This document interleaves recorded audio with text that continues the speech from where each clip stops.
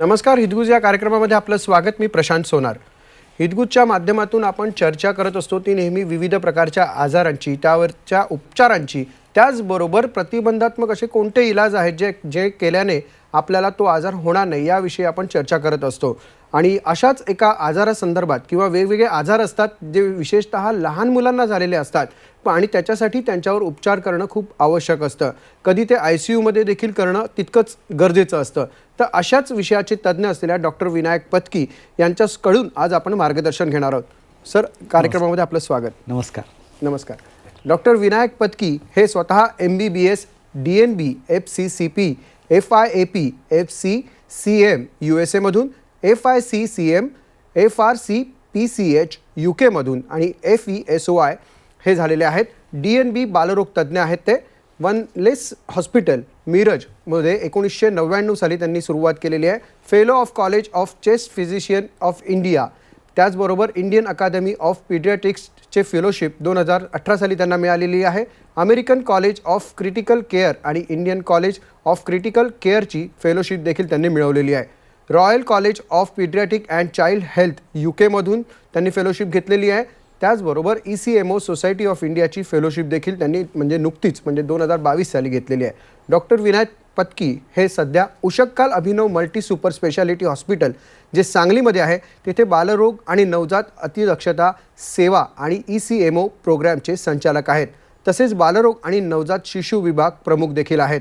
गेल्या 20 वर्षांपासून वानलेस हॉस्पिटल मिरज येथे विभाग प्रमुख म्हणून त्यांनी काम केलं आहे. ते जर्नल ऑफ पीडियाट्रिक क्रिटिकल केअरचे मुख्य संपादक म्हणून देखील कार्यभाग सांभाळतात. इंडियन जर्नल ऑफ ECMOचे असोसिएट एडिटर देखील ते आहेत. तसंच ते सचिव आहेत IAP म्हणजे इंटेन्सिव्ह केअर चॅप्टरचे 2024 आणि 25 या सालासाठी. त्याचबरोबर सचिव आहेत IPC आणि ICC college of paediatric critical care 2024 आणि 25 साठी. त्याचबरोबर कार्यकारी मंडळ सदस्य आहेत ते इंडियन अकादमी ऑफ पीडियाट्रिक्स 2024 याचे कार्यकारी मंडळाचे सदस्य आहेत. तर डॉक्टर विनायक पत्कींकडून जाणून घेऊयात आपण लहान मुलांचे एकतर आजार असतात त्या संदर्भात त्यांच्यावर जे केले जाणारे उपचार असतात विशेषतः इंटेन्सिव्ह केअर युनिटमध्ये, त्याबद्दल आपण चर्चा करणार आहोत. डॉक्टर पत्की, NICU म्हणजे आम्हाला अक्षरशः सामान्य लोकांना जर विचारायचं झालं तर म्हणजे मुलांसाठी अतिदक्षता विभाग कशा पद्धतीचे असतात? अतिदक्षता विभाग लहान मुलांची 2 प्रकारचे असतात. एक NICU म्हणजे निओनेटल इंटेन्सिव्ह केअर युनिट, म्हणजे जिथं नवजात अर्भकाची म्हणजे 0 वयापासून ते 28 दिवसापर्यंत काळजी घेतली जाते. आणि पेडियाट्रिक ICU म्हणजे PICU म्हणतो की जिथं 1 महिन्यापासून ते 18 वर्षापर्यंतच्या बाळांची काळजी घेतली जाते. आणि आदर्श कशा पद्धतीचे असतात हे आता एक मॉडर्न किंवा अत्याधुनिक ICU एक कन्सेप्ट आलेली आहे की जिथं अत्याधुनिक उपकरणं असतात, अत्याधुनिक टेक्नॉलॉजी वापरली जाते. तिथं जे तज्ज्ञ असतात ते विशेष तज्ज्ञ, त्यांचं स्पेशल ट्रेनिंग झालं असतं. तिथल्या परिचारिका किंवा ज्या नर्सेस असतात त्यांचं स्पेशल ट्रेनिंग झालं असतं. त्याच्याबरोबर साईडला तुमचं रेडिओलॉजी किंवा लॅबोरेटरी ह्या सगळ्या अद्ययावत असतात. आणि त्याच्याबरोबर तुमचे जे सपोर्टिंग गोष्टी आहेत जे विशेष तज्ज्ञ लागतात, किडनी, ब्रेन, जठर, मेंदू, ह्या सर्व प्रकारच्या सर्जन्स किंवा फिजिशियन्स तिथं अवेलेबल असतात. फिजिओथेरपीची सोय असते, ब्लड बँकची सोय असते. असं एकाच छताखाली या सर्व गोष्टी या ICUला पूरक असतात. ही कन्सेप्ट आपण मॉडर्न ICUची आपण म्हणू शकतो, ज्याला आपण आदर्श ICU म्हणू शकतो. पण मग लहान मुलांसाठी हे ICU आहेत, मोठ्यांसाठी देखील ICU असतात, यामध्ये फरक काय असतो? लहान मुलांचा आकार, लहान मुलांच्या गरजा या मोठ्या माणसांच्या पेक्षा भिन्न असतात. मोठ्या माणसांचे आजार वेगळे असतात. तर मोठ्या माणसांचे आजार डायबिटीस, हायपरटेन्शन म्हणजे डिजनरेटिव्ह टाईपचे आजार असतात. लहान मुलांचे आजार जर नवजात अर्भक बघितलं तर त्यांच्या गरजा वेगळ्या आहेत. त्यांची मानसिक आणि शारीरिक गरजा वेगळ्या असतात. त्यांची उपकरणं वेगळी असतात. आणि या सर्वमुळं मोठ्या माणसांचे, वयस्कर माणसांचं ICU आणि लहान मुलांचं ICU मध्ये तफावत असते. तिथं विशेष लहान मुलांच्या ट्रीटमेंट देणारे विशेष ICU तज्ज्ञ आणि परिचारिका असतात. आणि त्यांची पूर्ण सिस्टीम ही वेगळी असते. वातावरण वेगळं असतं, इक्विपमेंट वेगळे असतात. मी आता NICU आणि PICU बद्दल तुम्ही सांगतायत, कोणत्या वयाच्या रुग्णांना तिकडे दाखल केलं जातं, कशा पद्धतीचं स्वरूप असतं? मी पहिल्यांदाच म्हटल्याप्रमाणे नवजात अर्भक जे आहे म्हणजे जन्मल्यापासून ते 4 आठवडे म्हणजे 28 दिवस होईपर्यंत या नवजात त्यांना NICU मध्ये ॲडमिट केलं जातं ज्यांना गरज आहे त्यांना.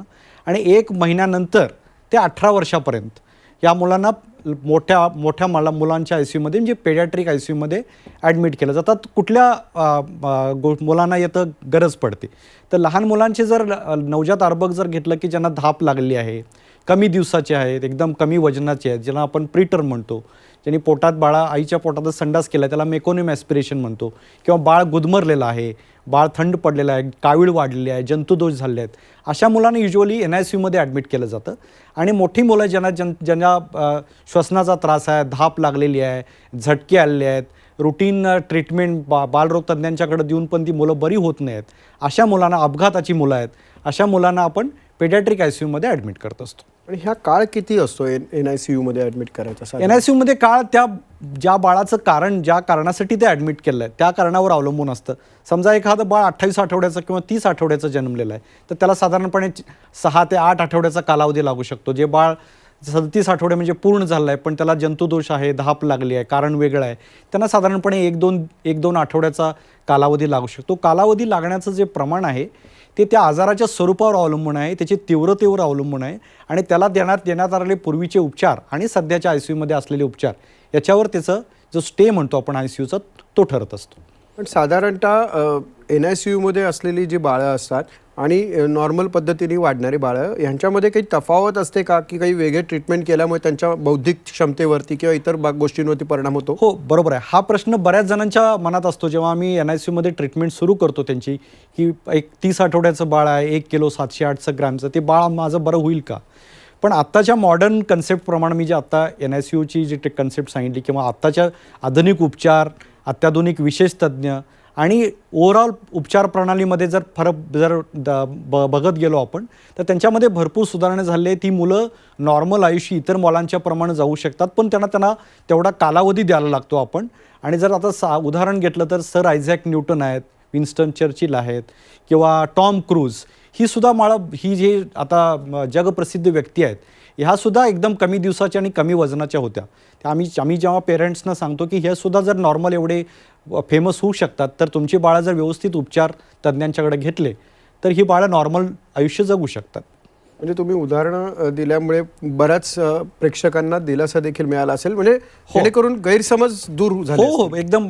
बऱ्याच वेळा असं केलं जातं की मी एवढ्या बाळासाठी खर्च करू का, माझं बाळ मतिमंद होईल का, असं बिलकुल नसतं. जर त्यांना प्रॉपरली उपचार केले गेले तर ती बाळं इतर बाळांच्यासारखी अतिशय चांगलं आयुष्य, बौद्धिक आयुष्य जगू शकतात.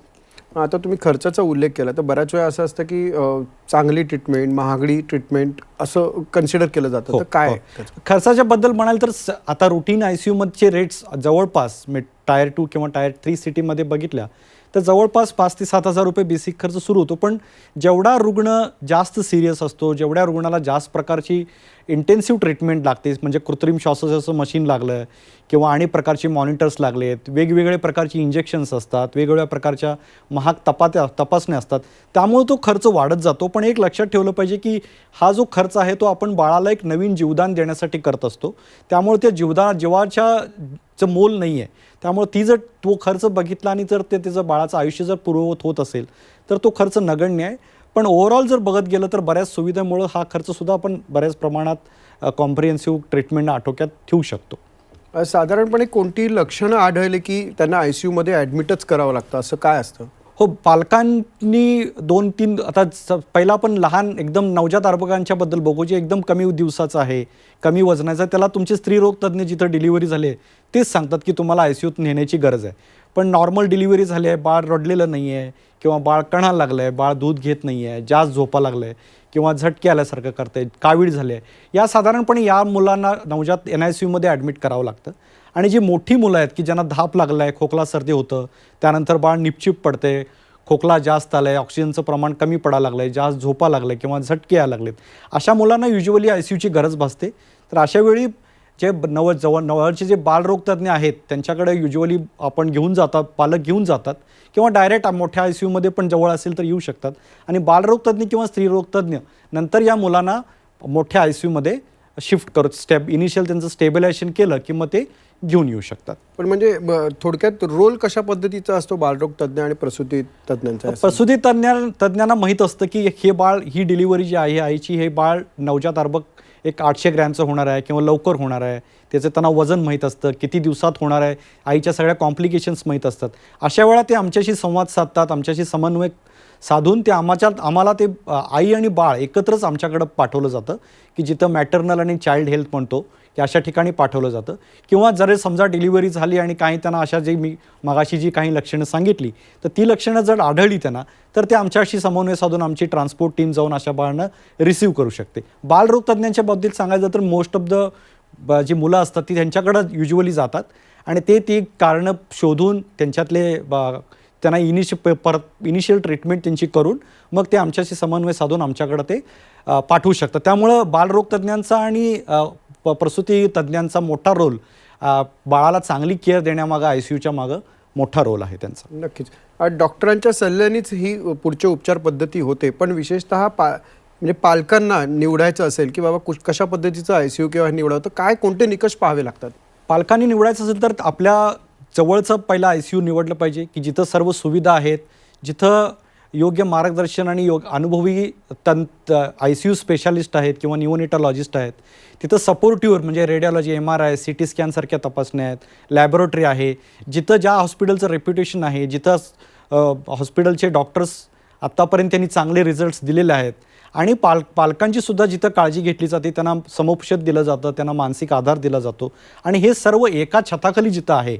तर जर माझा उल्लेख करायचा तर उषाकाल हॉस्पिटलमध्ये हे सर्व गोष्टी आम्ही एकत्रपणे करतो. तर अशा हॉस्पिटलची निवड जर केली पालकांना तर त्यांची फरफोट होणार नाही, त्यांना सगळ्या गोष्टी एकत्र मिळतील आणि त्यांना रिझल्ट्स पण चांगले भेटू शकतात. तुम्ही म्हणालात की आता हे अर्थातच ICU असल्यामुळे तिकडे काळजी घेतली जाते, पण कशा पद्धतीची काळजी ही मुलांची घेतली जाते? कारण आपण व्हिज्युअल्समध्ये देखील बघतो आहात की सध्या मुलं त्या व्हिज्युअल्समध्ये एकटे असतात, मग त्यांची आणि आईची भेट होते का? तर अतिशय जी लहान मुलं असतात NICUमध्ये जर बघायला गेलं तर ती एका पेटीत ठेवली गेली असतात. त्यांना आईला आम्ही 1-2दा आम्ही त्यांना भेटून देऊ शकतो. पण जी पेडियाट्रिक ICUमध्ये थोडीशी मोठ्या जी मुलं आहेत त्यांच्याबद्दल आई किंवा वडील, युजली आईच कायम 24 तास असेलच असं नाही, जेव्हा ती बेशुद्ध अवस्थेत असतात तेव्हा आमच्या सिस्टर्स आहेत किंवा डॉक्टर्स काळजी घेत असतात.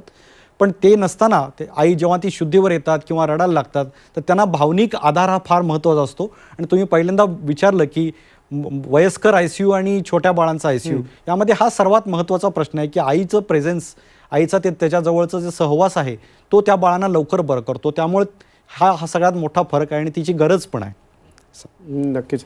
तुम्ही मगाशी उषक्काल अभिनव मल्टी सुपर स्पेशालिटीचा उल्लेख केला, त्या संदर्भात काय सविस्तर सांगाल आणि त्याचबरोबर तिथे असलेल्या NICU या संदर्भात काय सांगाल? आता उषक्काल हॉस्पिटल गेले 2 वर्ष आम्ही कार्यरत आहोत. 350 बेडचं हॉस्पिटल आहे, जवळजवळ 120 बेड ICUचे आहेत. त्यामध्ये माझ्याकडं म्हणजे लहान मुलं आणि नवजात अर्भकांचं 30 बेडचं ICU आहे. त्यामध्ये सर्व प्रकारचे अत्याधुनिक तंत्रज्ञान वापरलेलं गेलं आहे की जे आपल्या म्हणजे पश्चिम महाराष्ट्रातील एक मोठं ICU आपल्याला म्हणता येईल. High frequency ventilator, inhale nitric oxide किंवा इक्मो. हा इक्मो म्हणजे जेव्हा फुफ्फुस आणि हृदय कार्य करायचं बंद करतं आणि कृत्रिम श्वासोच्छ्वासाचं मशीन काम करायचं बंद करतं, तेव्हा हा एकदम ॲडव्हान्स सपोर्ट आहे, तो तिथं दिला जातो. आणि ICUमधून डिस्चार्ज घेतल्यानंतरसुद्धा या बाळांची आम्ही कॉम्प्रिहेन्सिव्ह केअर घेतली जाते, त्यांचा फॉलोअप ठेवला जातो. तर अशा प्रकारचं एक ॲडव्हान्स्ड ट्रीटमेंट आणि जे सर्वसामान्यांना परवडणाऱ्यांच्या किमतीमध्ये आम्ही सांगलीसारख्या शहरामध्ये गेले 2 वर्ष देत आहोत आणि अतिशय चांगले रिझल्ट्स आम्ही NICU आणि PICUमध्ये गेले 2 वर्षात दिलेले आहेत. नक्कीच डॉक्टर, तुम्ही जी माहिती देताय ती खूप महत्त्वाची आहे. आपण एक ब्रेक घेणार आहोत आणि ब्रेकनंतर पुन्हा या संदर्भात अधिक चर्चा करणार आहोत. नमस्कार. इतगुज या कार्यक्रमात आता वेळ झाली एका ब्रेकची. इतगुज या कार्यक्रमामध्ये आपलं पुन्हा एकदा स्वागत. आपण चर्चा करतो आहोत डॉक्टर विनायक पत्की यांच्यासोबत, जे Ushakkal Abhinav multi super speciality hospital Sangli येथे जे आहे तिथे बालरोग आणि नवजात अतिदक्षता सेवा त्याचबरोबर ECMO प्रोग्रामचे संचालक आहेत. त्यांच्याबरोबर आपण चर्चा करतो आहोत नवजात शिशू जे असतात त्यांना ICUमध्ये जेव्हा ॲडमिट केलं जातं त्या संबंधित गोष्टींवरती आज आपण चर्चा करत आहोत. साधारणतः पालक म्हणून काय जबाबदारी असते मुलांची? पालक जेव्हा ICUमध्ये त्यांचं बाळ असतं तेव्हा नॅचरली ते अँक्शस असतात, घाबरलेले असतात. तर आमची टीम आणि आम्ही स्वतः त्या बाळांची रोजची जी परिस्थिती आहे आतली त्यांना आम्ही रोज समजावून सांगत असतो, त्यांना भावनिक आधार देत असतो. पण त्यांच्या मनात बरेच प्रश्न असतात की माझं बाळ वाचेल का नाही, बाळ वाचल्यानंतर त्याचं पुढचं आयुष्य कसं असेल, किती दिवस लागतील, मला खर्च झेपवेल का नाही, त्याला मतिमंदत्व किंवा आणि ते रुटीन त्याचा स्कॉलॅस्टिक परफॉर्म म्हणजे शाळेत त्याचा अभ्यासक्रम कसा असेल, तो कसा पुढं होईल, ह्या बऱ्याच शंका असणं साहजिक असतं. पण मला एक पालकांना गोष्ट सांगावीशी वाटते की ज्या हॉस्पिटलमध्ये तुम्ही ICUमध्ये नेला आहे त्या हॉस्पिटलचे जे तज्ज्ञ डॉक्टर आहेत तुमच्या बाळासाठी अविरत झटत असतात, तिथली टीम झटत असते. त्यामुळे त्या टीमवर तुमच्या विश्वास ठेवणं हा सगळ्यात महत्त्वाचा भाग आहे. तुमचा त्या डॉक्टरांच्यावर विश्वास नसेल तर मग तुमच्या मनात बरेच प्रश्न निर्माण होत असतात. तर मी कायम सांगतो की तुमचा या टीमवर म्हणजे आमच्यावर, डॉक्टरांच्यावर आणि देवावर, या दोनवर विश्वास ठेवला तर तुमचं बाळ सुखरूपपणे बरं होत असतं. बऱ्याच वेळा वेगवेगळ्या माध्यमातून डॉक्टरांच्यावर प्रेशर पण टाकायचा प्रयत्न केला जातो. अननेसेसरी गुगलच्या माध्यमातून काही थोडं ज्ञान, अर्धवट ज्ञान असतं, त्या अर्थाने थोडे प्रश्न विचारले जातात. पण आपण जर डॉक्टर नसेल तर ते जे डॉक्टर आपल्याला जे सांगतायत ती त्याची पूर्ण कारणमीमांसा करण्याची गोष्ट तुमचा अधिकार आहे, पण ती गोष्ट समजून घेतली पाहिजे. आणि बाळाची बाळ तुमच्यासमोर रोज असतं, जी गोष्ट घडत असतात बाळाच्या, जे रिपोर्ट्स असतात ते डॉक्टर तुम्हाला सांगत असतात. त्यामुळे डॉक्टरांच्यावर विश्वास ठेवून, त्या हॉस्पिटलच्या प्रशासनावर विश्वास ठेवून जर तुम्ही केलं तर नक्कीच तुमची बाळं चांगल्या प्रकारे बरी होऊ शकतात. आणि एक बॉन्डिंग जे आहे डॉक्टर पेशंटचं, कुठलेही गैरसमज न होता ते आपण पुढे नेऊ शकतो. पण या संदर्भात मग कुठल्या पद्धतीचं काही काउन्सिलिंग वगैरे केलं जातं? हो, आमचा जेव्हा राऊंड असतो, आम्ही सर्व पेशंट जेव्हा बघतो, त्याचे रिपोर्ट्स बघतो, त्याला जेव्हा पाहतो तेव्हा आम्ही काउन्सिलिंग सेशन्स घेत असतो की त्यावेळा त्या बालकाचे इमिजिएट रिलेटिव्ह जे आहेत, आई वडील किंवा आजी आजोबा, तर लहान बाळं जेव्हा असतात तेव्हा त्यांचे दोन्हीकडचे आजी आजोबा असतात, माहेर सासरचे, ते आम्ही सगळ्यांना एका रूममध्ये बोलवतो. ह्याला आम्ही समुपदेशन म्हणतो. हा एक साधारण पाऊण तास ते एक तासाचं काउन्सिलिंग सेशन असतो. त्यांच्या सर्व प्रकारच्या शंका, समाधान आम्ही त्यांना समजेल अशा भाषेत करण्याचा प्रयत्न करतो. त्यामध्ये त्यांना आम्ही खर्चाची कल्पना देत असतो. नवीन कुठल्या गोष्टी करायला लागणार आहेत त्याच्यासाठी त्यांची संमती घेतली जाते. नवीन कुठले उपचार पद्धती अवलंबणार आहोत त्या सांगितल्या जातात. एकंदरीत जी ट्रान्सपरन्सी मेंटेन केली जाते त्यांच्याबद्दल, आणि त्यांना एक कॉन्फिडन्सचं वातावरण, कॉन्फिडन्स आम्ही आमच्याकडून दिला जातो. तर अशा प्रकारे समुपदेशन हा काउन्सिलिंग हा आत्ताच्या ICUचा, मॉडर्न ICUचा एक भाग आहे. नक्कीच. डॉक्टर, तुम्ही या क्षेत्रात जवळपास 25 वर्ष कार्यरत आहात. तुमचा अनुभव कशा पद्धतीचा आहे, एखादा लक्षात ठेवण्यासारखा, अगदी थोडक्यात? यस, एक 25 वर्ष मी आता रोज या लहान बालकांच्या जीवन मृत्यूशी लढणारी बाळं बघतोय. कित्येक मुलं हृदयाची ठोके बंद असताना, हृदयाची ठोके मंद असताना येतात, अपघातामध्ये बेशुद्ध अवस्थेत असतात, आणि ती जेव्हा घरी जातात, कित्येक मुलं आता डॉक्टर्स व्हायला लागलेत, इंजिनियर्स व्हायला लागलेत, त्यांची मुलंसुद्धा आमच्याकडं फॉलोअपला येतात. जी 700-800, 600-700 ग्रॅमची जी बाळं, जी तेव्हा 5वी 6वीच्या स्कॉलरशिप परीक्षेमध्ये जेव्हा नंबर येऊन त्या आम्हाला भेटायला येतात, तेव्हा खरोखर एक आनंददायी गोष्ट असते की आणि अभिमान वाटतो की आपण ज्या प्रकारे ह्या मुलांची सेवा करतो त्या प्रकारे जेव्हा त्यांचे रिझल्ट्स आपल्याकडे येतात तेव्हा क्वचितच आनंद होतो. आणि 25 वर्षे ही जेव्हा अतिदक्षता विभागाची सेवा करून अशा प्रकारची पेशंट जेव्हा बघतो तेव्हा खरोखर आनंद आणि आभार व्यक्त करावे वाटतात देवाचे. नक्कीच डॉक्टर, तुम्ही इथे आलात आणि खरं तर खूप मोठ्या म्हणजे जीवन मरणाच्या दारात असलेल्या उंबरठ्यावरचं आपण म्हटलं तर हरकत नाही, ICUबद्दल जर बोलायचं झालं तर तुम्ही त्याबद्दल खूप चांगल्या पद्धतीने माहिती सांगितलीत, त्याबद्दल आपले आभार. नमस्कार. नमस्कार. डॉक्टर विनायक पत्की यांच्यासोबत आपण नवजात शिशूंना ज्या ICUमध्ये ठेवलं जातं त्या संदर्भातली माहिती घेत होतो, त्या संदर्भातले गैरसमज आपण दूर करण्याचा प्रयत्न करत होतो. तर डॉक्टर विनायक पत्की हे स्वतः Ushakkal Abhinav multi super speciality hospital Sangli जिथे जे आहे तिथे बालरोग तज्ज्ञ म्हणून कार्यरत आहेत. तर तुम्ही जे मगाशी नंबर नोट करून ठेवलेले आहेत, तुम्ही या संदर्भात जर काही तुमचे प्रश्न असतील किंवा तुम्हाला काही अधिक माहिती हवी असतील तर तुम्ही त्या नंबरवरती संपर्क साधून आपल्या मनातली शंका किंवा काही जे प्रश्न असतील ते दूर करू शकता. तूर्तास हितगुज या कार्यक्रमात वेळ जरी आता इथेच थांबण्याची. पाहत राहा झी 24 तास.